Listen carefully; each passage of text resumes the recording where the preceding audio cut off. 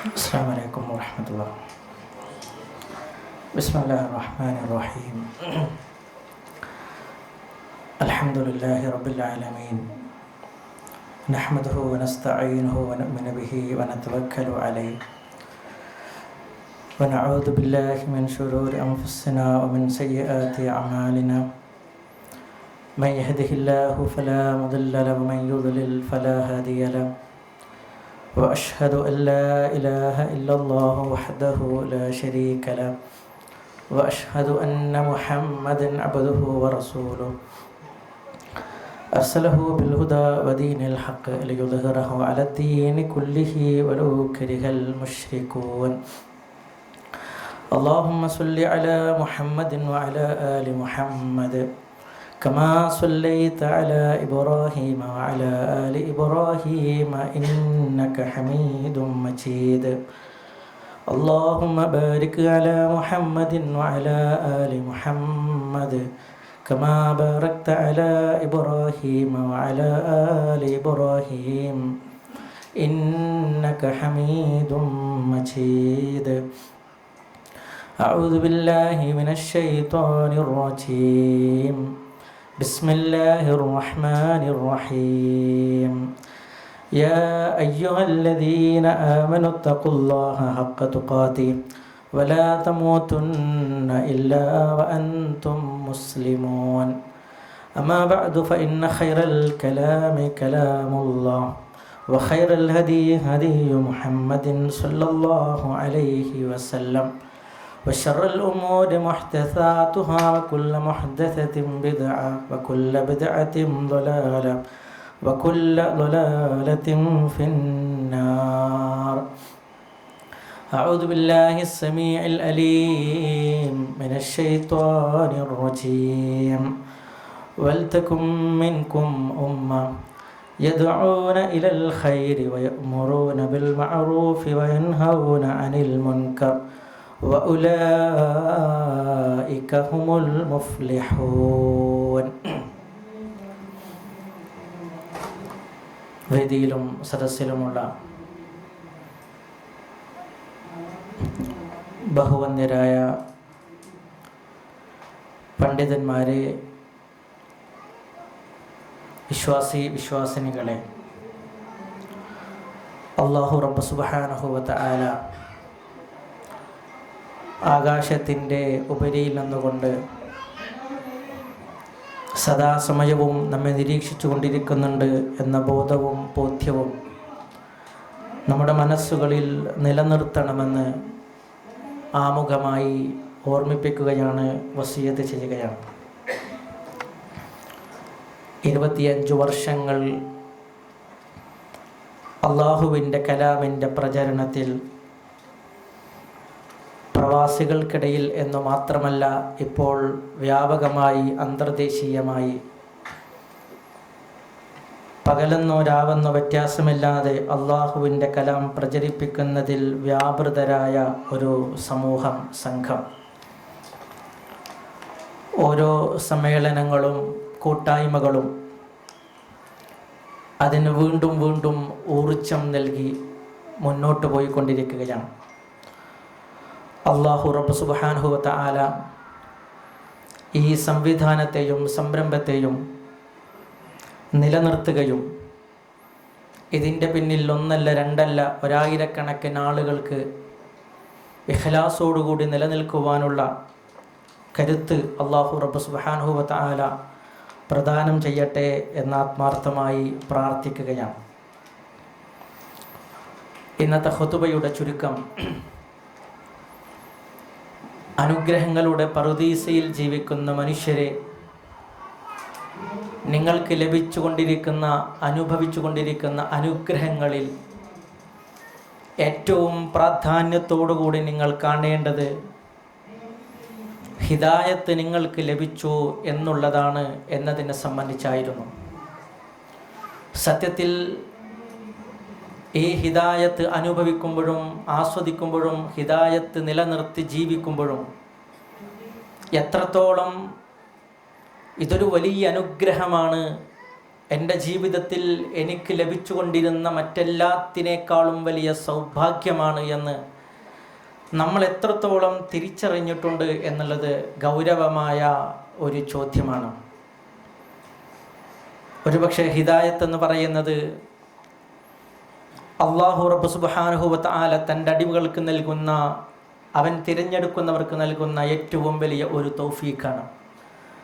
അതുകൊണ്ടാവണം സൂറത്തുൽ ഫാത്തിഹയുടെ ഒരു ഭാഗം തന്നെ ആ ഹിദായത്തിനു വേണ്ടിയുള്ള പ്രാർത്ഥനയായി അല്ലാഹു റബ്ബ് സുബ്ഹാനഹു വ തആല 17 തവണ നിർബന്ധമായും വിശ്വാസികളോട് നമസ്കാരത്തിലൂടെയും അല്ലാതെയുമൊക്കെ ഫാത്തിഹയിലൂടെ നമ്മോട് ചൊല്ലാൻ, പാരായണം ചെയ്യാൻ, പറയാൻ ആവശ്യപ്പെട്ടതും.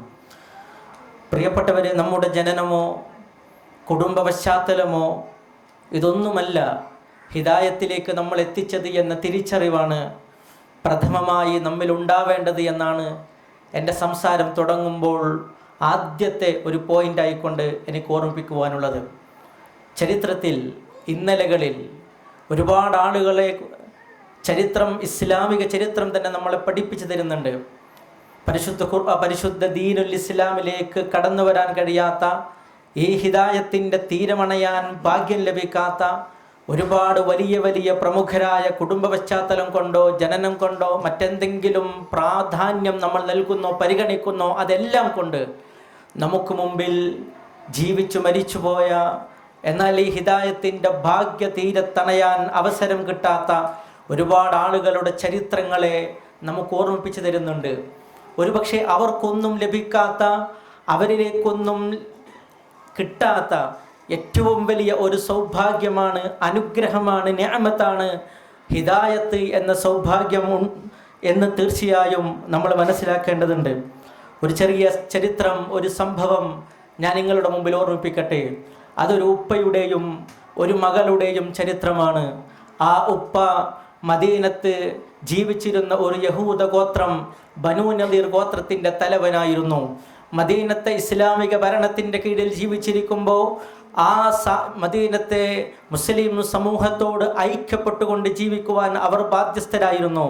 അങ്ങനെ സഖ്യകക്ഷികളായി ജീവിച്ച ബനൂ നദീർ ഗോത്രം മുസ്ലിമീങ്ങൾക്കെതിരെയും റസൂലുള്ളാഹിക്കെതിരെയും ഇസ്ലാമിനെ തകർക്കുവാനും നിരന്തരമായ ശ്രമങ്ങൾ നടത്തിക്കൊണ്ടിരുന്നപ്പോൾ ബനൂ നദീർ ഗോത്രത്തെ മദീനത്തിൽ നിന്നും ഖൈബറിലേക്ക് നാടുകടത്തുകയാണ്. നാടുകടത്തപ്പെട്ടപ്പോഴും ആ ബനൂ നദീർ ഗോത്രത്തിൻ്റെ തലവനായ ഹുയയ്യ് ബിനു അഖ്തബ് ബിനു സഅന എന്ന് പറയുന്ന ജൂത പുരോഹിതനും പണ്ഡിതനുമായ മനുഷ്യൻ അവിടെ അടങ്ങി നിൽക്കാതെ റസൂലുള്ളാഹിക്കെതിരെയും ഇസ്ലാമിനെതിരെയും തകർക്കുവാനും ഇല്ലായ്മ ചെയ്യുവാനും ഓരോ ആസൂത്രിതമായ ശ്രമങ്ങൾ അദ്ദേഹം നടത്തിക്കൊണ്ടിരുന്നു എന്നാണ്. മക്കയിൽ പോയി ഖുറൈശികളെ കണ്ടുകൊണ്ട് ഞാനൊരു വേദം പഠിച്ച പണ്ഡിതനാണെന്നും ഈ മുഹമ്മദ് പറയുന്നത് മുഴുവൻ കള്ളവാദങ്ങളാണെന്നും പറഞ്ഞ മക്കക്കാരെ വീണ്ടും ഒരു യുദ്ധത്തിന് കോപ്പുകൂട്ടുകയും അവരെ യുദ്ധത്തിലേക്ക് ക്ഷണിക്കുകയും അതിന് താല്പര്യമുണ്ടാക്കുകയും ചെയ്തു ഈ ഹുയയ്യ് ബിനു അഖ്തബ് എന്ന് പറയുന്ന ജൂത പണ്ഡിതൻ. അതോടൊപ്പം തന്നെ അടുക്കൽ താമസിച്ചിരുന്ന ഗത്ഫാൻ ഗോത്രക്കാരെയും പ്രകോപിപ്പിക്കുകയും പ്രലോഭിപ്പിക്കുകയും ചെയ്തുകൊണ്ട് റസൂലുള്ളാഹിക്കെതിരെ യുദ്ധത്തിനു വേണ്ടി അവരെയും കോപ്പുകൂട്ടുകയുണ്ടായി. ഇങ്ങനെ മദീനത്ത് എല്ലാ അർത്ഥത്തിലും റസൂലുള്ളാഹിയെ ആക്രമിക്കുന്നതിന് വേണ്ടി കോപ്പുകൂട്ടിയ ആ സൂത്രകരിൽ നേതാവായിരുന്നു ഹുയയ്യ് ബിനു അഖ്തബ് ബിനു സഅന എന്ന് പറയുന്ന ബനൂ നദീർ ഗോത്രത്തിൻ്റെ തലവൻ. അഹ്സാബ് യുദ്ധത്തെക്കുറിച്ച് നമുക്കറിയാം. റസൂലുള്ളാഹി സ്വല്ലല്ലാഹു അലൈഹി വസല്ലമയും സഹാബത്തും മദീനത്തെ 3 ഭാഗങ്ങളിലായി വലിയ കിടങ്ങുകൾ കുഴിച്ചുകൊണ്ട് അള്ളാഹുവിൻ്റെ മഹത്തായ അനുഗ്രഹം കൊണ്ടും സഹായം കൊണ്ടും അവർക്ക് രക്ഷപ്പെടാൻ കഴിഞ്ഞു എന്നത് ചരിത്രമാണ്. എന്നാൽ ഇതോടുകൂടി ഹുയയ്യ് ബിനു അഖ്തബ് അടങ്ങി നിൽക്കാതിരിക്കുകയും മദീനത്തെ 4ാമത്തെ ഭാഗത്തുണ്ടായിരുന്ന ബനൂ ഖുറൈള എന്ന് പറയുന്ന മറ്റൊരു യഹൂദ ഗോത്രം റസൂലുള്ളാഹിയോട് ഐക്യപ്പെട്ട് ജീവിക്കുന്ന ആളുകളായിരുന്നു. അവരെ അടുത്ത് ചെന്നുകൊണ്ട് അവരെ പ്രകോപിപ്പിക്കുകയും പ്രലോഭിപ്പിക്കുകയും ചെയ്തുകൊണ്ട് ആ ബനൂ ഖുറൈളക്കാരെ കൂട്ടുപിടിച്ചുകൊണ്ട് റസൂലുള്ളാഹി സ്വല്ലല്ലാഹു അലൈഹി വസല്ലമയെയും ഇസ്ലാമിനെയും തകർക്കുന്നതിന് വേണ്ടി അങ്ങേയറ്റം ജീവിതത്തിൻ്റെ അവസാനം വരെ പരിശ്രമിച്ച് മുസ്ലിങ്ങളാൽ വധിക്കപ്പെട്ട ഹുയയ്യ് ബിനു അഖ്തബ് ബിനു സഅന എന്ന് പറയുന്ന ഒരു ജൂത പണ്ഡിതനെ കുറിച്ച് ചരിത്രം, ഒരു ഉപ്പയെക്കുറിച്ച് ചരിത്രം നമുക്ക് പഠിപ്പിച്ചു തരുന്നുണ്ട്. ഇവിടെ പോയിന്റ് ചെയ്യേണ്ട ഒരു കാര്യം എന്താണെന്നറിയുമോ? ആരായിരുന്നു ഹുയൈജ് ഇബ്നു അഖ്തബ് എന്നറിയുമോ? റസൂലുള്ളാഹിനെ നേരിൽ കാണാൻ ഭാഗ്യം ലഭിച്ച മനുഷ്യനായിരുന്നു. അള്ളാഹുവിൻ്റെ പ്രവാചകന്റെ നാട്ടിൽ ജീവിക്കുവാൻ അവസരം ലഭിച്ച മനുഷ്യനായിരുന്നു. അതോടൊപ്പം തന്നെ മൂസാ നബി അലൈഹിസ്സലാത്തു വസ്സലാമിന്റെ തൗറാത്ത് മനസ്സിലാക്കുകയും ആ തൗറാത്ത് ഉൾക്കൊള്ളുന്ന ബനൂ ഇസ്രായേലിൽ പിറവി ജനനം കൊള്ളുവാൻ അവസരം ലഭിച്ച ഭാഗ്യം ലഭിച്ച മനുഷ്യനായിരുന്നു. അതിനെല്ലാം അപ്പുറത്ത് വേദങ്ങളെക്കുറിച്ച് കൃത്യമായ ധാരണ അയാൾക്കുണ്ടായിരുന്നു. മുഹമ്മദ് നബി സല്ലല്ലാഹു അലൈഹി വസല്ലം അള്ളാഹുവിൻ്റെ പ്രവാചകനാണെന്ന കൃത്യമായ ധാരണ അയാൾക്കുണ്ടായിരുന്നു.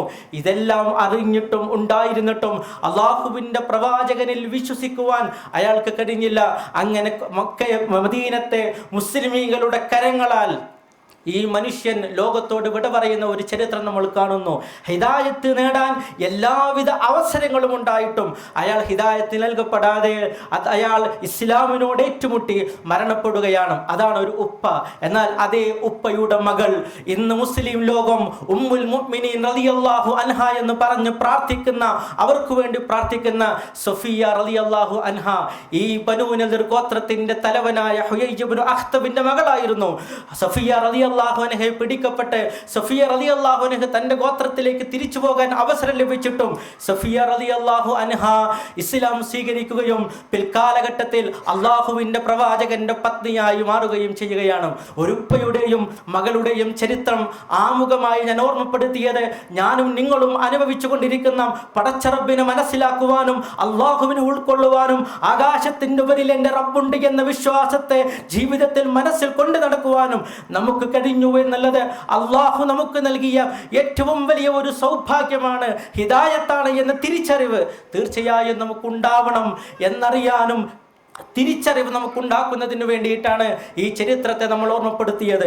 ഈ ചരിത്രം നമ്മൾ മനസ്സിലാക്കുമ്പോൾ, ഹിദായത്തിൻ്റെ വലിപ്പം നമ്മൾ ഓർക്കുമ്പോൾ, ഹിദായത്തിൻ്റെ അർത്ഥവും ആശയവും നമ്മൾ മനസ്സിലാക്കുമ്പോൾ അതെത്രത്തോളം വലിയ പ്രാധാന്യത്തോടുകൂടി എൻ്റെ ജീവിതത്തിൽ കൊണ്ടു നടക്കേണ്ടതാണ് എന്ന തിരിച്ചറിവ് നമുക്കുണ്ടാകുമ്പോൾ ദീൻ ഇവിടെ നിലനിൽക്കേണ്ടുന്നതിൻ്റെ പ്രാധാന്യവും തീർച്ചയായും നമുക്ക് ഓർക്കാൻ കഴിയും. ഞാൻ നേടിയെടുത്ത ഹിദായത്ത്, ഞാൻ ഉൾക്കൊണ്ട ഹിദായത്ത്, എൻ്റെ റബ്ബിനെ മനസ്സിലാക്കുവാൻ എനിക്ക് കഴിഞ്ഞ ഈ ഹിദായത്ത് എത്രത്തോളം വലിയ സൗഭാഗ്യമാണ് എന്ന് തിരിച്ചറിയുന്ന ഒരു വിശ്വാസിക്ക് അത് ഈ നാട്ടിൽ, നമ്മുടെ ചുറ്റുപാടും എത്രത്തോളം നിലനിൽക്കണം എന്നതിൻ്റെ ഗൗരവവും തീർച്ചയായും നമുക്ക് മനസ്സിലാക്കാൻ കഴിയും. ഹിദായത്ത് ലഭിച്ചതോടുകൂടി ഒരിക്കലും അള്ളാഹുവിൻ്റെ പ്രവാചകന് സ്വസ്ഥതയോടെ കിടന്നുറങ്ങാൻ കഴിഞ്ഞിട്ടില്ല. അള്ളാഹുവിൻ്റെ പ്രവാചകൻ സല്ലല്ലാഹു അലൈഹി വസല്ലം മക്കയിൽ അൽ അമീനായിരുന്നു, വിശ്വസ്തനായിരുന്നു, എല്ലാവരാലും സ്നേഹിക്കപ്പെടുന്ന, എല്ലാവരാലും ആദരിക്കപ്പെടുന്ന ഒരാളായിരുന്നു. ഹിദായത്ത് ലഭിച്ച് ആ ഹിദായത്ത് മറ്റുള്ളവരിലേക്ക് വിളിച്ചു പറഞ്ഞപ്പോൾ എല്ലാവർക്കും അനഭിതമായി അള്ളാഹുവിൻ്റെ പ്രവാചകൻ സല്ലല്ലാഹു അലൈഹി വസല്ലമ മാറിപ്പോകുന്ന കാലമാണ്, ചരിത്രമാണ് നമുക്ക് വായിക്കുവാൻ കഴിഞ്ഞത്. സൂറത്ത് അഹ്സാബിൻ്റെ ഒരു ചരിത്രത്തിൽ മറ്റൊരു സംഭവം കൂടി നമുക്ക് വായിക്കുവാൻ കഴിയും. ഖന്തക്ക് ആ യുദ്ധത്തിൽ അള്ളാഹുവിൻ്റെ പ്രവാചകനും സ്വഹാബത്തും വിശപ്പ് സഹിച്ചുകൊണ്ട് കിടങ്ങ് കുഴിച്ചിരുന്ന ആ ഒരു സന്ദർഭത്തിൽ വിശപ്പ് സഹിക്കവയ്യാതെ വയറ്റിൽ കല്ല് കെട്ടിവെച്ച് ഭാരം തോന്നിക്കുന്നതിന് വേണ്ടി കല്ല് കെട്ടിവെച്ചുകൊണ്ട് കിടങ്ങ് കുഴിച്ച ആ സന്ദർഭത്തിൽ അള്ളാഹുവിന്റെ പ്രവാചകൻ സല്ലല്ലാഹു അലൈഹി വസല്ലം ആകാശത്തേക്ക് കണ്ണുയർത്തി റസൂലുള്ളാഹി പറഞ്ഞ ഒരു വാചകം ചരിത്രത്തിൽ നമുക്ക് വായിക്കുവാൻ കഴിയും. അല്ലാഹുവേ, ഈ ജീവിതമല്ലാതെ ഒരു സുഖത്തിന്റെ ഒരു ജീവിതം അല്ലാഹുവേ ഞങ്ങൾക്ക് ഇവിടെ ഇല്ല. പരലോക ജീവിതമല്ലാതെ, അവിടെയുള്ള സുഖമല്ലാതെ അല്ലാഹുവേ ഞങ്ങളൊന്നും ആഗ്രഹിക്കുന്നുമില്ല എന്ന് പ്രയാസത്തിന്റെ പേരിൽ പ്രയാസം അനുഭവിക്കുമ്പോഴും അള്ളാഹുവിന്റെ പ്രവാചകൻ വിളിച്ചു പറഞ്ഞ, ആകാശത്തേക്ക് നോക്കി പറഞ്ഞ ആ വാക്കുണ്ടല്ലോ പ്രിയപ്പെട്ടവരെ, അതർത്ഥമാക്കുന്നത് എന്താണെന്നറിയുമോ? ഹിദായത്ത് ലഭിച്ച് അള്ളാഹിനെ മനസ്സിലാക്കാൻ കഴിഞ്ഞ് ഞാൻ എൻ്റെ ജീവിതവുമായി മുന്നോട്ട് പോകണമെന്നല്ല, ഞാൻ തിരിച്ചറിഞ്ഞ ഈ ആദർശത്തെ, ഞാൻ മനസ്സിലാക്കിയ ഈ ആശയത്തെ, അള്ളാഹുവിനെ കുറിച്ച്, ദീനിനെ കുറിച്ച് എൻ്റെ മറ്റുള്ളവരിലേക്ക് പകർന്നു കൊടുക്കാൻ, അവരിലേക്ക് പ്രചരിപ്പിക്കുവാൻ, അവിടെ അനുഭവിക്കേണ്ടി വരുന്ന യാതനകളും പീഡനങ്ങളും ഏറ്റുവാങ്ങുവാൻ, പരലോകത്തെ ജീവിതമല്ലാതെ ഒരു സുഖമില്ലെന്ന് അള്ളാഹുവിനോട് ആകാശത്തേക്ക് നോക്കി പറഞ്ഞ അള്ളാഹുവിൻ്റെ പ്രവാചകന്റെ ആ വാക്കുകളിൽ നമുക്ക് വായിച്ചെടുക്കുവാൻ കഴിയും. അവിടെ നിന്ന് അങ്ങോട്ട് യുദ്ധത്തിൻ്റെ മേലിൽ യുദ്ധത്തിൽ നിന്നും യുദ്ധത്തിലേക്ക്, പരീക്ഷണങ്ങളിൽ നിന്നും പരീക്ഷണങ്ങളിലേക്ക്, ത്യാഗങ്ങളിൽ നിന്നും ത്യാഗങ്ങളിലേക്ക്. എന്തിനു വേണ്ടിയിട്ടാണെന്നറിയുമോ? അള്ളാഹിന്റെ പ്രവാചകരിൽ നിന്നും ദീന് കേട്ട സ്വഹാബത്ത് ഈ ത്യാഗങ്ങൾ മുഴുവൻ ഏറ്റുവാങ്ങിയത് എന്തുകൊണ്ടാണെന്നറിയുമോ? അള്ളാഹിന്റെ പ്രവാചകന്റെ തിരുനാവിലൂടെ ഇസ്ലാം പഠിച്ച സ്വഹാബത്തിന് ആ ആദർശം മനസ്സിലാക്കി മദീനത്ത് ജീവിച്ച് മരിച്ചു പോകാമായിരുന്നു. പക്ഷേ അല്ലാഹു റബ്ബ് സുബ്ഹാനഹു വ തആല റളിയല്ലാഹു അൻഹും എന്ന് പരിശുദ്ധ ഖുർആനിലൂടെ സാക്ഷ്യപ്പെടുത്തിയ ആ സ്വഹാബത്ത് മദീനത്തിൽ നിന്നും പുറകോട്ട് അങ്ങോട്ട് മറ്റുള്ള ലോകത്തേക്ക് പടർന്നു പന്തലിക്കുകയായിരുന്നു. എന്നിട്ട് ഈ ദീനിന്റെ പ്രചാരണത്തിനു വേണ്ടി അവർ മുന്നിൽ നിന്നു എന്നുള്ളതാണ് ഹിദായത്ത് നേടിയ ഒരു വിശ്വാസിയോട് ഈ ചരിത്രം വിളിച്ചു പറയുന്നത്. ഇത് കേട്ട് ഇത് മനസ്സിലാക്കി ഇത് ഉൾക്കൊണ്ട് ഞാൻ എൻ്റെ വീട്ടിൽ എൻ്റെ വിശ്വാസവും എൻ്റെ ആദർശവും എൻ്റെ ആശയങ്ങളും എൻ്റെ ആചാരങ്ങളുമായി ജീവിച്ച് മരിച്ചു പോവുക എന്നുള്ളതല്ല അവന്റെ ഉത്തരവാദിത്തം. അവൻ തിരിച്ചറിയുന്ന, അവൻ മനസ്സിലാക്കുന്ന സത്യമാണ് എന്നവൻ ഉൾക്കൊള്ളുന്ന ഈ ഖുർആനിനെ മറ്റുള്ളവരിലേക്ക് പ്രചരിപ്പിക്കാനും അവരിലേക്ക് എത്തിക്കുവാനും തീർച്ചയായും ആ വെളിച്ചം പ്രസരിപ്പിക്കുന്നതിലുണ്ടാകുന്ന വേദനകളെ, യാതനകളെ ഏറ്റുവാങ്ങുവാനും സുഖങ്ങളെല്ലാം പരലോകത്തേക്ക് മാറ്റിവെക്കുവാനും ഒരു വിശ്വാസിക്ക് കഴിയണമെന്നുള്ള ചരിത്രമാണ് പ്രിയപ്പെട്ടവരെ ഈ ചരിത്രം നമ്മളെ പഠിപ്പിക്കുന്നത്. ഇസ്ലാഹി പ്രസ്ഥാനത്തിന്റെ ചരിത്രം പറയുമ്പോൾ, ഇസ്ലാഹി പ്രസ്ഥാനത്തിന്റെ ദൗത്യം പറയുമ്പോൾ, ഈ സുഖത്തിന്റെ പറുദീസയിലെ തൗഹീദിന്റെ വാഹകരായി ഈ ഓഡിറ്റോറിയത്തിൽ ഇരിക്കുമ്പോൾ തീർച്ചയായും പ്രിയപ്പെട്ടവരെ ഇന്നലകളിലേക്ക് നമ്മൾ കടന്നു പോകണം. ഇന്ന് നമുക്ക് ഹിദായത്ത് മനസ്സിലാക്കാൻ, ഈ ആദർശം ഉൾക്കൊള്ളാൻ ആരാണ് കാരണക്കാരനായത്? ഞാൻ ജനിച്ചു വീഴുന്നത് മുതലേ ഇസ്ലാമിന്റെ യഥാർത്ഥമായ ആശയത്തെ തിരിച്ചറിയാനും പരിശുദ്ധ ഖുർആനിന്റെ ആശയങ്ങൾ പഠിക്കുവാനും ആരാണ് കാരണക്കാരനായത്? തീർച്ചയായും ഈ ചരിത്രത്തെക്കുറിച്ച്, ചരിത്രത്തിലേക്കുള്ള തിരിഞ്ഞു നോക്കുന്നത് ഒരു നല്ല സമൂഹത്തിന് ഊർജം നൽകുന്നതും സ്വയം തിരുത്തുവാനും വിലയിരുത്തുവാനും കാരണമാകുന്ന ഒരു യാഥാർത്ഥ്യം തന്നെയാണ്. അതുകൊണ്ടാണ് ഇന്നലകളിലെ ചരിത്രം നമ്മളെ നിരന്തരമായി ഓർമ്മിപ്പിക്കപ്പെടുന്നത്. ആരായിരുന്നു നമ്മൾ ഇന്നലകളിലെന്നും എവിടെ നിന്നാണ് ഈ മാറ്റമുണ്ടായതെന്നും ആ മാറ്റത്തിന്റെ കാരണം എന്താണെന്നും അതെന്തുകൊണ്ടാണ് മാറ്റമുണ്ടായതെന്നും ഇക്കാലഘട്ടത്തിൽ ജീവിക്കുന്ന മുസ്ലിമിന്റെ ജീവിതത്തിലെ ദൗത്യം എന്താണെന്നും നമ്മളെ പഠിപ്പിക്കുന്നതിന് വേണ്ടിയിട്ടാണ് ഇന്നലകളിലെ ചരിത്രങ്ങളിലും ഇന്നലകളിൽ പഠിപ്പിച്ചുകൊണ്ടിരുന്ന കാര്യങ്ങളൊക്കെ നമുക്ക് പഠിപ്പിച്ചു തരുന്നത്. ഞാൻ എൻ്റെ സംസാരം കൊണ്ടുപോകുന്നത് നമ്മുടെ നാട്ടിലേക്കാണ്, കേരളത്തിലേക്കാണ്. കേരളത്തിന്റെ ഇന്നലകളിൽ നല്ല 19-ാം നൂറ്റാണ്ടിന്റെയും 20-ാം നൂറ്റാണ്ടിന്റെയും അവസ്ഥകൾ ചരിത്രം വായിക്കുന്നവർക്കറിയാം.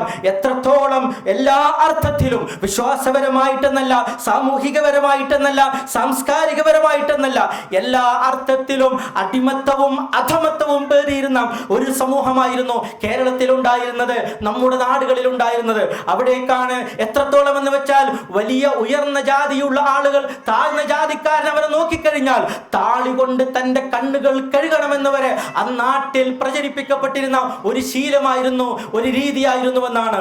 അങ്ങനെ അത്രത്തോളം ജാതി സമ്പ്രദായങ്ങളും അതുപോലെ തന്നെ ജാതി സമ്പ്രദായങ്ങൾ അരങ്ങേറിയ ഒരു നാട്ടിലേക്കാണ് ഇവിടെ നിന്ന് അറബികൾ കച്ചവടക്കാരായി കടന്നു വരുന്നത്.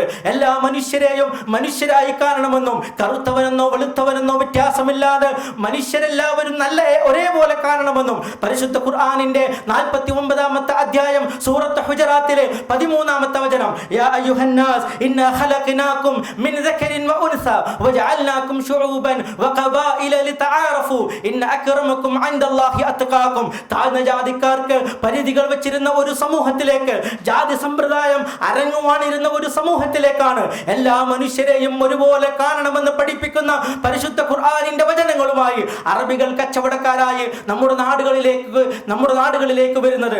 അവരിലൂടെ ഇസ്ലാം പ്രചരിപ്പിക്കുന്നു, ഇസ്ലാമിനെ ആളുകൾ മനസ്സിലാക്കുന്നു. ജാതി സമ്പ്രദായം കൊണ്ട് സഹികെട്ട സമൂഹത്തിന് എല്ലാ മനുഷ്യരെയും ഒരുപോലെ കാണണമെന്ന ആശയം അവർക്ക് പുതുമയുള്ള ആശയമായി മാറുന്നു. അവർ ഇസ്ലാമിലേക്ക് കടന്നു വരുന്നു.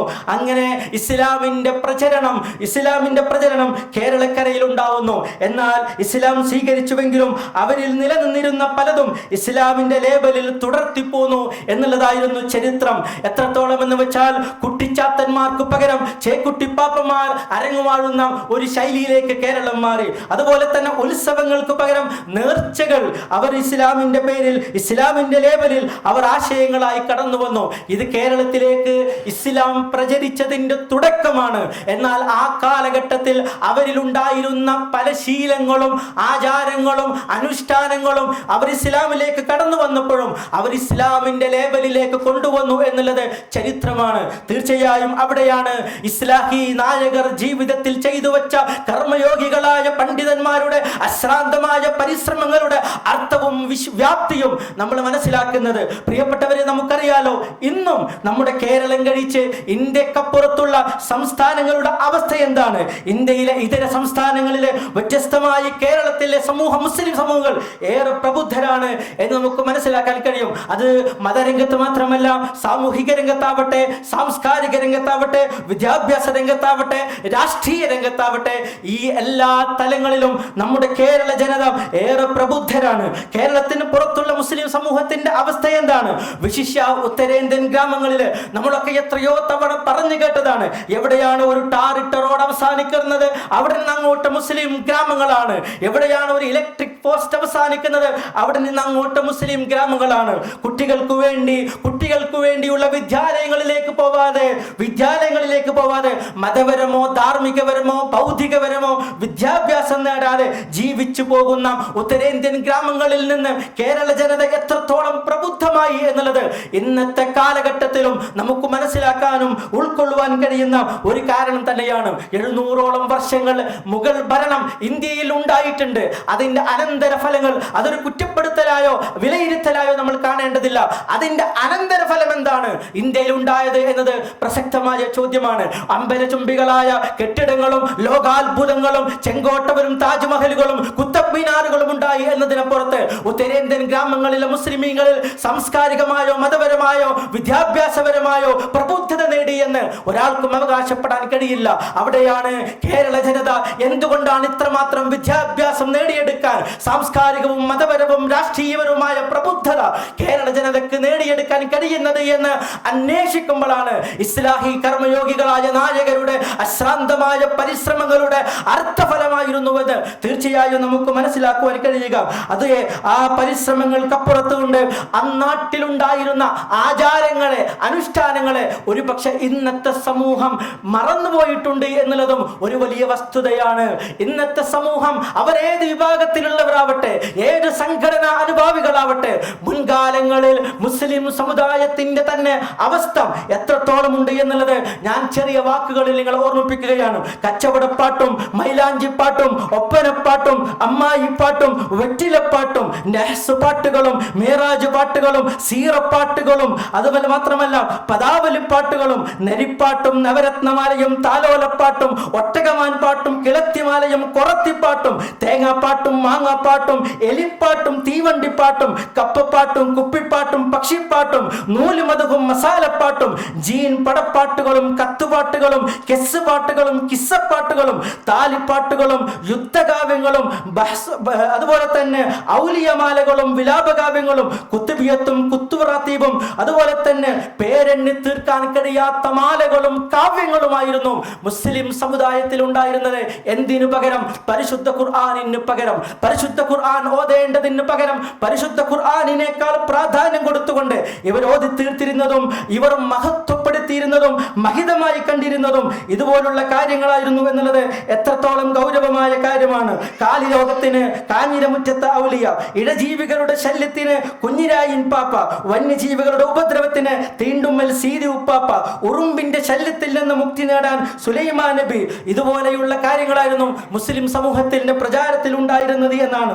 അതുപോലെ തന്നെ കെടുതി പോലുള്ള നേർച്ചകള്, അതുപോലെ തന്നെ മുഹീദ്ദീൻ ഷെയ്ഖിന്റെ കോഴിയും ബദരീങ്ങളുടെ ആടും മമ്പുറത്തെ കാളയും, അതുമാത്രമല്ല വസൂരി പോലെ, കോളറ പോലെ, ഭ്രാന്ത് പോലെയുള്ള രോഗങ്ങൾക്ക്, മഹാവ്യാധികൾക്ക് നൂലുമന്ത്രങ്ങളും ഏലസുകളും ഐക്കല്ലുകളും മന്ത്രിച്ചൂതലുകളും പിഞ്ഞാണമെഴുത്തുകളും നഫീസത്തുമാലയും കുത്തുബിയത്തുമൊക്കെ ആയിരുന്നു അതിൻ്റെ വിധിയായിക്കൊണ്ട്, മരുന്നായിക്കൊണ്ട് നമ്മുടെ നാടുകളിൽ ഒരു കാലത്തുണ്ടായിരുന്നത് എന്നത് എത്രത്തോളം ഇക്കാലഘട്ടത്തിൽ അഭൂതപൂർവമായി നമ്മൾ വായിക്കേണ്ട യാഥാർത്ഥ്യങ്ങളാണ്.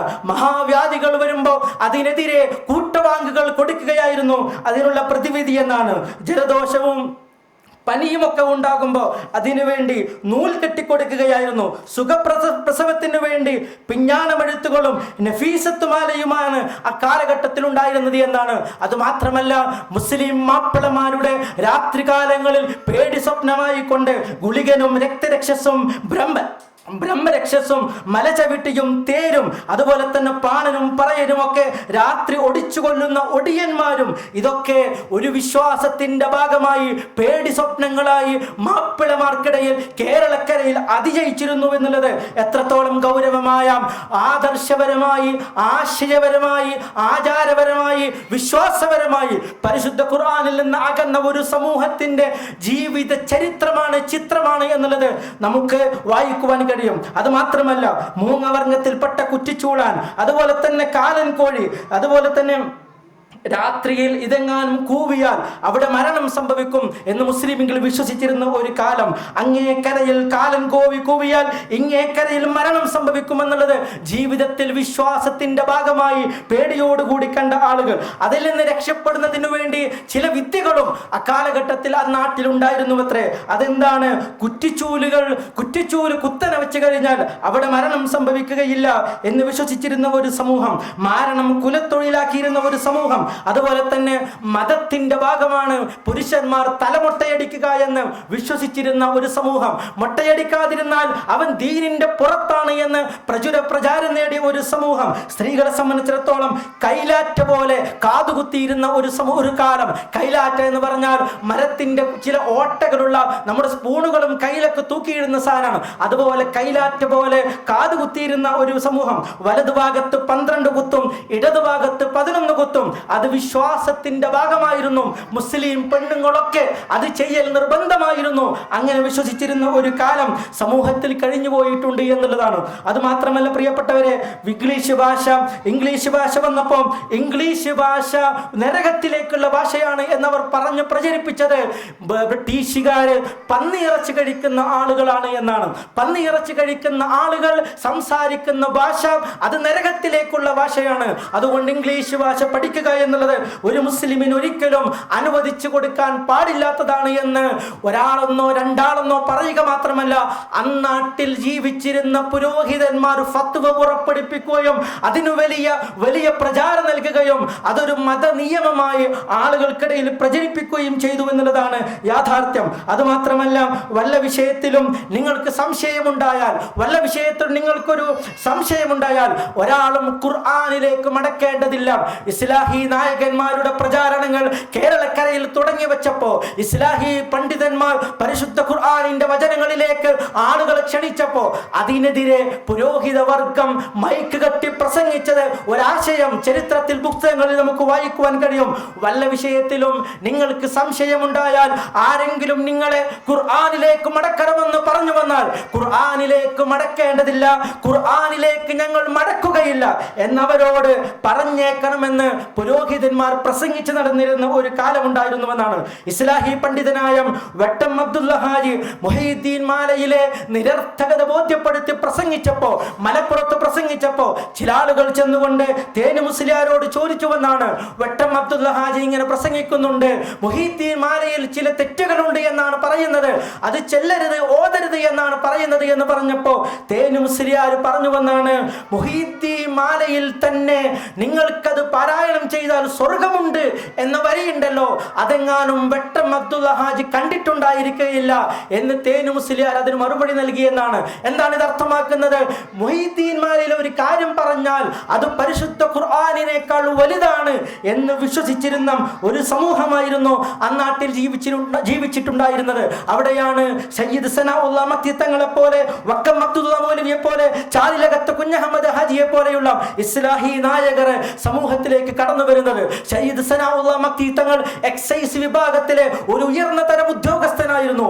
വലിയ ശമ്പളത്തിന് ബ്രിട്ടീഷുകാർക്കുടെ കീഴിൽ ജോലി ചെയ്തിരുന്ന, എക്സൈസ് വകുപ്പിൽ ജോലി ചെയ്തിരുന്ന സയ്യിദ് സനാഉല്ലാ മക്തി തങ്ങളെ, എനിക്ക് ഈ ഒരു നേട്ടത്തെക്കാൾ എന്റെ സമൂഹത്തെ കുറിച്ചുള്ള ആശങ്കയാണ് എന്നിൽ അതിജയിക്കുന്നെന്ന് പറഞ്ഞ് ജോലി രാജിവെച്ചുകൊണ്ട് സമൂഹത്തിന്റെ ഉന്നമനത്തിനു വേണ്ടി ഇറങ്ങിത്തിരിച്ച കർമ്മയോഗിയായ നേതാവായിരുന്നു. അതുപോലെ തന്നെ അതിനെ തുടർന്ന് വക്കം മൗലവിയെ പോലെ, ചാലിയകത്ത് കുഞ്ഞഹമ്മദ് ഹാജിയെ പോലെ ചരിത്രത്തിൽ എണ്ണിത്തിട്ടപ്പെടുത്താൻ കഴിയാത്ത ജീവിതത്തിന്റെ അവസാനം വരെ ഈ ആദർശത്തെ നെഞ്ചിലേറ്റാൻ സമൂഹത്തിനെ വൈജ്ഞാനികപരമായും രാഷ്ട്രീയപരമായും മതപരമായും സാമൂഹികപരമായും സാംസ്കാരികപരമായും ഉയർച്ചക്കും വളർച്ചക്കും വേണ്ടി ജീവിതം ഒഴിഞ്ഞു വെച്ച കർമ്മയോഗികളായ ഒരു കൂട്ടം പണ്ഡിതന്മാരുടെ അനന്തര ഫലമാണ് കേരളക്കരയിൽ നിന്ന് വന്ന ഹിദായത്ത് ഉൾക്കൊണ്ട നമ്മളുള്ളത് എന്നുള്ളത് തീർച്ചയായും ജീവിതത്തിൽ എവിടെയും നമ്മൾ മറന്നു പോകരുത്. അന്ന് അക്കാലഘട്ടത്തിൽ പുരോഹിതന്മാർ ചെയ്തു വെച്ച ദുശീലങ്ങൾ ഇവിടെയും അവസാനിക്കുന്നില്ല. അനാഥ മക്കൾക്ക് വേണ്ടി തിരൂരങ്ങാടിയിൽ യതീംഖാന തുടങ്ങിയപ്പോ ആ യതീംഖാനയുടെ മുമ്പിൽ വന്നുകൊണ്ട് സമ്മേളനം നടത്തി. യതീമുൻ ഖാനഹു, ഇത് യതീമിനെ വഞ്ചിക്കുന്നതിന് വേണ്ടി ഉണ്ടാക്കിയതാണെന്ന് പറഞ്ഞ് അതിനെതിരെ പ്രസംഗിച്ച ആളുകളായിരുന്നു അവർ എന്നുള്ളത് തീർച്ചയായും നമ്മൾ എത്ര ഗൗരവമായിട്ടാണ് അറിവുള്ള പുരോഹിതന്മാർ വരെ സമൂഹത്തെ ഖുർആനിലേക്കും സുന്നത്തിലേക്കും മടക്കുന്നതിനു പകരം പുരോഹിതന്മാരുടെ ആശയങ്ങളിലേക്ക് തിരിച്ചു കൊണ്ടുപോയത് എന്നുള്ളത് ഇതുപോലെയുള്ള ചരിത്രങ്ങൾ തീർച്ചയായും നമുക്ക് മനസ്സിലാക്കാൻ കഴിയുന്നതാണ്. ഇതിനെതിരെയാണ് ഒരു കൂട്ടം പണ്ഡിതന്മാർ ഐക്യസംഘവുമായി തിരിച്ചു വരുന്നത്. 1922 ഐക്യസംഘം രൂപീകരിക്കപ്പെടുന്നു. അവരിൽ നിന്ന് അങ്ങോട്ട് തലശ്ശേരി വരെ 30ഓളം സമ്മേളനങ്ങളിലൂടെ വലിയ ജാഗരണം, വലിയ മാറ്റം കേരളക്കരയിൽ ഉണ്ടാകുന്നു. പരിശുദ്ധ ഖുർആനിന്റെ മഹിമ, പരിശുദ്ധ ഖുർആനിന്റെ പ്രാധാന്യം, തിരുസുന്നത്തിന്റെ പ്രാധാന്യം പരിചയമില്ലാത്ത കേരളക്കരയിലെ മലയാളികൾക്കിടയിൽ പ്രചരിപ്പിക്കപ്പെടുന്നു. അവർക്കിടയിൽ നിലനിന്നിരുന്ന അനാചാരങ്ങളും അതുപോലെ തന്നെ അന്ധവിശ്വാസങ്ങളും അത് തെറ്റാണെന്നും പരിശുദ്ധ ഖുർആനിന്റെ വെളിച്ചം ഇതാണെന്നും കർമ്മയോഗികളായ ഇസ്ലാഹി നായകർ പരിശുദ്ധ ഖുർആനിനെ ഉയർത്തിക്കാട്ടി കേരളക്കരയിൽ അങ്ങോളം ഇങ്ങോളം നടത്തിയ പ്രചാരണങ്ങൾക്കും പ്രവർത്തനങ്ങൾക്കും പ്രബോധനങ്ങളുടെയും അനന്തര ഫലമാണ് നമ്മൾ ഉൾക്കൊണ്ട ഈ ദീനി ആശയമെന്ന തിരിച്ചറിവ് നമുക്കുണ്ടാവണമെന്നാണ് എൻ്റെ സംസാരത്തിന്റെ ചുരുക്കമായി എനിക്ക് ഓർമ്മിപ്പിക്കുവാനുള്ളത്. 1924 കേരള ജമിയത്തുൽ ഉലമ രൂപീകരിക്കപ്പെടുന്നു. 1947 വീണ്ടും മീറ്റിംഗ് കൂടി വീണ്ടും കേരളത്തിലെ ഇസ്ലാഹി പ്രബോധന പ്രവർത്തനങ്ങളെ ഒന്നുകൂടി ഐക്യപ്പെടുത്തുന്നതിനു വേണ്ടി കൂടിയാലോചനകൾ നടക്കുന്നു. 1950 ഏപ്രിൽ 20 കേരള നദ്വത്തുൽ മുജാഹിദീൻ KM മൗലവി പ്രസിഡന്റും NV അബ്ദുസ്സലാം മൗലവി ജനറൽ സെക്രട്ടറിയുമായി കൊണ്ട് കേരള നദ്വത്തുൽ മുജാഹിദീൻ എന്ന് പറയുന്ന ഈ സംഘടന രൂപീകരിക്കപ്പെടുന്നത്. മുൻഗാമികൾ കൊളുത്തിവെച്ച നവോത്ഥാന ശിഖ ഹമദാനി തങ്ങളും മക്തീത്തങ്ങളും മൂതി കത്തിച്ച തിരുനാളം വക്കം മൗലവി കൈമാറിയ കൈത്തിരി ഐക്യസംഘത്തിലൂടെ കേരള ജമിയത്തുൽ ഉലമ ഏറ്റെടുക്കുകയും അതാണ് 1000 ജ്വാലകളായി കേരള നദ്വത്തുൽ മുജാഹിദീൻ. അവിടെ നിന്നങ്ങോട്ട് നിതാന്തമായ പരിശ്രമങ്ങളായി അന്ധവിശ്വാസങ്ങളേറിയ അനാചാരങ്ങളിലൂടെ ജീവിച്ച ഖുർആനിനെ മറന്ന പരിശുദ്ധ ഖുർആനിനെ മഹത് ഗ്രന്ഥമായി സ്വീകരിക്കാത്ത മലയാളക്കരയിൽ അങ്ങോളം ഇങ്ങോളം ഗ്രാമാന്തങ്ങളിലൂടെ പരിശുദ്ധ ഖുർആനിനെ പഠിപ്പിച്ചു കൊടുത്തും തിരുസുന്നത്തിന് ആളുകളിലേക്ക് പറഞ്ഞു കൊടുത്തും തൗഹീദ് ഉൾക്കൊണ്ട ഒരു വലിയ സഞ്ചയമായി കേരളക്കരയിലെ എല്ലാ അർത്ഥത്തിലും നവോത്ഥാനം ഉണ്ടാക്കിയത് എന്ന് പ്രിയപ്പെട്ടവരെ നമ്മൾ മനസ്സിലാക്കുക. AP അബ്ദുൽ ഖാദർ മൗലവി മർഹൂം AP അബ്ദുൽ ഖാദർ മൗലവി പറഞ്ഞു വെച്ച ഒരു വാചകം സാന്ദർഭികമായി ഞാൻ ഓർത്തു പോവുകയാണ്. അദ്ദേഹത്തിന്റെ ചെറുപ്പത്തിൽ പൊന്നാനിയിൽ ഒരു പ്രസംഗത്തിന് വിളിച്ചത്രേ. പൊന്നാനിയിൽ പോയി പ്രസംഗിച്ചതിന്റെ കാതലായ വിഷയം എന്തായിരുന്നുവെന്നോ, ഹിന്ദുക്കളായ അധ്യാപകർക്ക് കീഴിൽ മുസ്ലിം പെൺകുട്ടികളെ ഒരിക്കലും പഠിപ്പിക്കാൻ വിടരുത് എന്ന് അവിടെ ഒരു പ്രചാരം ഉണ്ടാവുകയും പുരോഹിതന്മാർ പ്രചാരത്തിന് നേതൃത്വം കൊടുക്കുകയും അങ്ങനെ വിദ്യാഭ്യാസത്തെ ഇല്ലായ്മ ചെയ്യുന്ന ഒരു ശീലം പൊന്നാനിയിൽ ഉണ്ടായപ്പോ AP അബ്ദുൽ ഖാദർ മൗലവി പറയുന്നു താൻ ചെറുപ്പത്തിൽ അവിടെ പോയി അതിനെതിരെ പ്രസംഗിച്ചിട്ടുണ്ട് എന്നുള്ളതാണ്. ഇന്ന് മദ്രസകളുടെ കാര്യത്തിൽ, സ്ത്രീ വിദ്യാഭ്യാസത്തിന്റെ കാര്യത്തിൽ, ഉയർച്ചകളുടെ കാര്യത്തിൽ തങ്ങളാണ് ഇതെല്ലാം നവോത്ഥാനത്തിന് തുടങ്ങി വെച്ചത് എന്ന് അവർ ഘോരഘോരം പ്രസംഗിക്കുമ്പോ ഇസ്ലാഹി നായകർക്കോ ഇസ്ലാഹി ആദർശത്തെയോ ചരിത്രത്തെയോ അറിയുന്നവർക്കോ അവർക്കെതിരെ ഒന്നും പറയാനില്ല. പക്ഷെ മതപരമായി അതിനെ കാണുമ്പോൾ തീർച്ചയായും ഒരു വചനം അവരെ ഓതി കേൾപ്പിക്കേണ്ടതുണ്ട് എന്നുള്ളത് ഞാൻ സാന്ദർഭികമായി ഓർക്കുകയാണ്. പരിശുദ്ധ ഖുർആനിൽ 3-ാം അധ്യായം സൂറത്തു ആലി ഇംറാനിലെ ഒരു വചനമുണ്ട്. ആ വചനം എന്താണെന്നറിയുമോ?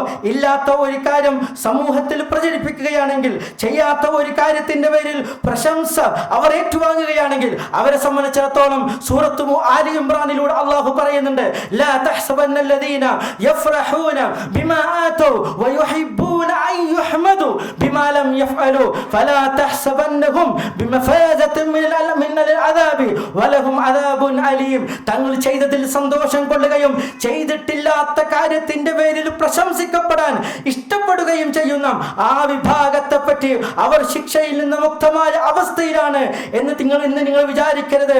അവർക്കാണ് വേദനയേറിയ ശിക്ഷയുള്ളത് എന്ന് പരിശുദ്ധ ഖുർആൻ ഓർമ്മപ്പെടുത്തുകയാണ്.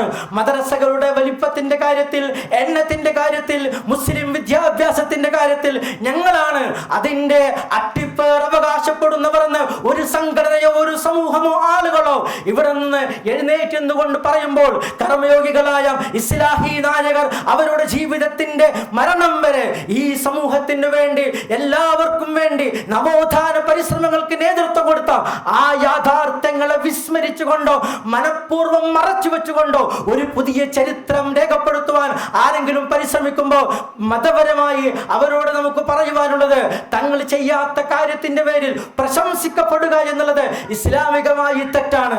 രണ്ടാമത്തെ മതപരമായി അവരോട് പറയാനുള്ളത്, അവർ പ്രചരിപ്പിച്ചിരുന്ന സ്ത്രീകൾക്ക് വിദ്യാഭ്യാസം പാടില്ലെന്ന്, പരിശുദ്ധ ഖുർആൻ പഠിക്കൽ ഒരു മുസ്ലിമിന് പാടില്ലെന്ന് എത്രത്തോളം എന്നോ പരിശുദ്ധ ഖുർആൻ ഓതുക എന്നുള്ളത് ഒരു സാധാരണ മനുഷ്യന് അനുവദനീയമല്ല, വേണ്ടതില്ല. ഓതൽ നിർബന്ധം സൂറത്തു ഫാത്തിഹ മാത്രമാണ്. അത് തന്നെ സൂറത്തുൽ ഫാത്തിഹയുടെ അർത്ഥം പഠിക്കുക എന്നുള്ളത് ഒരു മുസ്ലിമിന്, സാധാരണ മനുഷ്യന് ആവശ്യമില്ലാത്ത കാര്യമാണ് എന്ന് ഫത്വ കൊടുത്ത ആളുകൾ എന്ന് ഒരുപക്ഷെ ഖുർആൻ ക്ലാസുകൾ അവർക്കിടയും പ്രചാരം നേടി എന്നുള്ളത് നമുക്കേറെ സന്തോഷത്തോടു കൂടി ഓർക്കേണ്ട ഒരു കാര്യം തന്നെയാണ്. ഞാൻ ഓർക്കുന്നു, കേരള നദ്വത്തുൽ മുജാഹിദീൻ NV അബ്ദുസ്സലാം മൗലവി ജനറൽ സെക്രട്ടറി ആയിരിക്കെ 1980 ഏപ്രിൽ 20 കോഴിക്കോട് വെച്ചുകൊണ്ട് അതിന് തുടക്കം കുറിക്കുമ്പോൾ മുജാഹിദ് പ്രസ്ഥാനത്തിന്റെ ഒന്നാമത്തെ പരിപാടി ഖുർആൻ ക്ലാസുകളായിരുന്നു. അരീക്കോട് തുടങ്ങി വെച്ച് കേരളക്കര മുഴുവനും പ്രചരിപ്പിച്ച് ഇന്ന് ഇസ്ലാഹി സെന്റർ 25 വർഷങ്ങളിൽ പരിശുദ്ധ ഖുർആന്റെ പ്രചാരണത്തിന് വേണ്ടി പ്രാമുഖ്യം നൽകുമ്പോൾ ഖുർആൻ ക്ലാസ്സിലാക്കി എന്ന് ഒരു കൂട്ടം ആളുകൾ അതിനെ പരിഹസിച്ച, അതിനെ ഇല്ലായ്മ ചെയ്യാൻ പരിശ്രമിച്ച ആളുകൾ ഇന്ന് ഖുർആനിന്റെ പ്രചാരകരായി മാറുന്നു എന്നുള്ളത് തീർച്ചയായും സന്തോഷമുള്ള കാര്യമാണ്. നവോത്ഥാന ചരിത്രത്തിന്റെ നമ്മൾ അവകാശം ഏറ്റുപറയുക മാത്രമല്ല, ചരിത്രത്തെ വളച്ചൊടിക്കുന്ന, ചരിത്രത്തെ മറച്ചുവെക്കാൻ ശ്രമിക്കുന്ന ശ്രമങ്ങൾ ഒരിക്കലും ഉണ്ടാവരുത് എന്ന് അവരോട് സ്നേഹത്തോടെ ഞാൻ ഓർമ്മിപ്പിക്കുകയും ചെയ്യുകയാണ്. എന്റെ സംസാരം ഞാൻ ചുരുക്കുകയാണ്. പ്രിയപ്പെട്ടവരെ, ഞാൻ ഇവിടെ പറഞ്ഞു വെച്ച പിൽക്കാലഘട്ടത്തിൽ സമൂഹത്തിൽ ഉണ്ടായിരുന്ന അന്ധവിശ്വാസങ്ങളും അനാചാരങ്ങളെ കുറിച്ചും നമ്മൾ പറഞ്ഞില്ലേ. ഒരുപക്ഷെ നമുക്ക് കേൾവി പോലും ഇല്ലാത്ത ഇന്നാളുകൾ മാറി, മുജാഹിദുകൾ എന്നല്ല സുന്നികൾ വരെ മാറി, സംഘടനാ വ്യത്യാസമില്ലാതെ മുസ്ലിങ്ങൾ മുഴുവൻ മാറി, അവർക്ക് പോലും പരിചയമില്ലാത്ത ഒരു രീതിയിലേക്ക് ഇസ്ലാഹി പ്രസ്ഥാനത്തിന്റെ നിരന്തരമായ പരിശ്രമങ്ങൾ കൊണ്ട് മാറ്റമുണ്ടായി. എന്നാൽ ഇന്നും പുതിയ രീതിയിൽ അന്ധവിശ്വാസങ്ങൾ സമൂഹത്തിലേക്ക് പടർന്നു വരുന്നു. അതിലേറ്റവും ഗൗരവമാണ് CM മൗലവിയാണ് ഈ ലോകത്തെ നിയന്ത്രിക്കുന്നത് എന്ന ഏറ്റവും അപകടകരമായ വാദം ഇന്നും മൈക്ക് കെട്ടി ആയിരക്കണക്കിന് ജനങ്ങൾക്ക് മുമ്പിൽ CM മൗലവിയാണ് ലോകത്തെ നിയന്ത്രിക്കുന്നത് എന്ന് വിളിച്ചു പറയാൻ മടിയില്ലാത്ത സമൂഹമായി ചിലർ ഈ ലോകത്ത് ഇന്നും നിലനിൽക്കുമ്പോൾ അന്ധവിശ്വാസങ്ങളും അനാചാരങ്ങളും പുതിയ പേരുകളിൽ, ഭാവങ്ങളിൽ ഇന്നും സമൂഹത്തിലേക്ക് വന്നുകൊണ്ടിരിക്കുന്നു, പടർന്നു പന്തലിച്ചു കൊണ്ടിരിക്കുന്നു എന്നുള്ളത് നമ്മൾ മനസ്സിലാക്കേണ്ട കാര്യമാണ്. സൂഫി മാലകൾ പുതിയ രീതിയിൽ സമൂഹത്തിന്റെ യുവാക്കളുടെ ഒരു വൈബായി കൊണ്ട് തന്നെ നമ്മുടെ നാടുകളിൽ മാറിക്കൊണ്ടിരിക്കുകയാണ്. അതുപോലെ തന്നെ ആഗ്രഹ സഫലീകരണത്തിന് വേണ്ടി ദർഗകളിലേക്കും മക്ബറകളിലേക്കും പോകുന്ന ഒരു കാര്യം. അതുപോലെ തന്നെ പ്രസവിച്ചതിന് ശേഷം മുലപ്പാൽ കൊടുക്കുന്നതിന് പകരം മുലപ്പാൽ പോലും തടഞ്ഞു വെച്ച് 5 വഖ്ത് വരെ കാത്തിരുന്ന ഒരു സമൂഹം നമ്മുടെ നാട്ടിലുണ്ടായ സംഭവമാണ്. മരണപ്പെട്ട മയ്യത്തിന്റെ റൂഹ് തിരിച്ചു വരുമെന്ന് പറഞ്ഞ് കാത്തിരുന്ന ആളുകൾ ഇന്നൊരു പക്ഷേ പുരോഹിതന്മാർ അതിന് മറുപടി പറയേണ്ടതാണ്. മന്ത്രവാദികളിലേക്കും ജ്യോതിഷങ്ങളിലേക്കും ഇന്നും നമ്മുടെ സമൂഹത്തിന്റെ ഉമ്മമാർ പോയിക്കൊണ്ടിരിക്കുന്നു എന്നുള്ളതും ഗൗരവത്തോടെ നമ്മൾ ഓർക്കേണ്ട കാര്യമാണ്. ഈ ചരിത്രങ്ങളും ഈ സംഭവങ്ങളും ഈ അനാചാരങ്ങളെ കുറിച്ചും ഓർക്കുകയും കേൾക്കുകയും ചെയ്യുന്ന ഹിദായത്ത് ഉൾക്കൊണ്ട, തൗഹീദ് ഉൾക്കൊണ്ട ഈ എനിക്ക് ചുറ്റുമുള്ള ആളുകളെ നിങ്ങൾ എന്താണ് വിചാരിക്കുന്നത്? അവർക്കെതിരെ, അത്തരം അന്ധവിശ്വാസങ്ങൾക്കെതിരെ, അനാചാരങ്ങൾക്കെതിരെ തന്റെ വായ കൊണ്ട്, തന്റെ ശരീരം കൊണ്ട്, തന്റെ സമ്പത്ത് കൊണ്ട്, തന്റെ ആരോഗ്യം കൊണ്ട് എന്തെങ്കിലും ഒന്ന് പറയാൻ, അവരെ ഓർമ്മിപ്പിക്കാൻ, ഈ സംഘടനാ പ്രവർത്തനങ്ങൾക്ക് ഊടും പാവും നൽകാൻ എന്തെങ്കിലും എന്റെ ഭാഗത്ത് നിന്ന് ഉണ്ടാവണം എന്ന് നിങ്ങൾ ചിന്തിക്കുന്നുണ്ടോ? അതല്ല, ഇതൊരു ഒച്ചയായി, ഇതൊരു കേൾവി മാത്രമായി കേട്ട് തിരിച്ചു പോകണമെന്നാണോ നിങ്ങൾ ചിന്തിക്കുന്നത്? നിങ്ങൾ പോലെ അല്ലെങ്കിൽ അത്തരം ആളുകളെ പോലെ നമ്മുടെ മുൻഗാമികൾ ചിന്തിച്ചിരുന്നുവെങ്കിൽ പടച്ച റബ്ബിനെ മനസ്സിലാക്കാൻ കഴിയാത്ത ഒരു സമൂഹമായി ഒരുപക്ഷെ നമ്മൾ മാറിപ്പോയിരുന്നു. അതുപോലെ തന്നെ അള്ളാഹിന്റെ പ്രവാചകനെ തിരിച്ചറിയാൻ കഴിയാത്ത ഒരു സമൂഹമായി ഒരുപക്ഷെ നമ്മൾ മാറിപ്പോയിരുന്നു. അവരങ്ങനെ അല്ലാതിരുന്നത് കൊണ്ടാണ് നമ്മൾക്ക് ജീവിക്കുവാനും ഹിദായത്ത് ഉൾക്കൊള്ളുവാനും കഴിഞ്ഞത്. എന്റെ സംസാരം ഞാൻ ചുരുക്കുകയാണ്.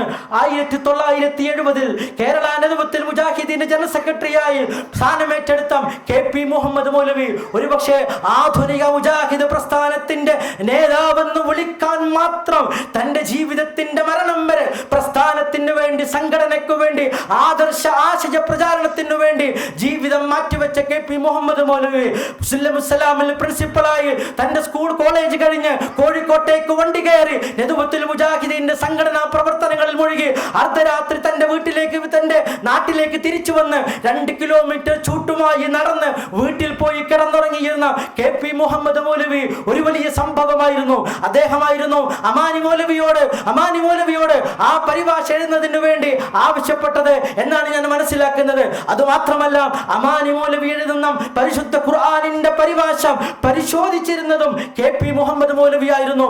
ജീവിതത്തിലെ 24 മണിക്കൂർ എന്നല്ല, ഒരു ആയുസ് എന്നല്ല, ഒരു 10 ആയുസിന്റെ ജീവിതം KP മുഹമ്മദ് മൗലവി തന്റെ ജീവിതത്തിൽ ചെയ്തു തീർത്തിട്ടുണ്ടെന്നാണ്. 24 മണിക്കൂറിൽ ചെയ്തു തീർക്കാൻ കഴിയാത്ത അത്ര ഭാരം KP മുഹമ്മദ് മൗലവി തന്റെ ജീവിതത്തെ ഏറ്റുവാങ്ങിയിട്ടുണ്ട്.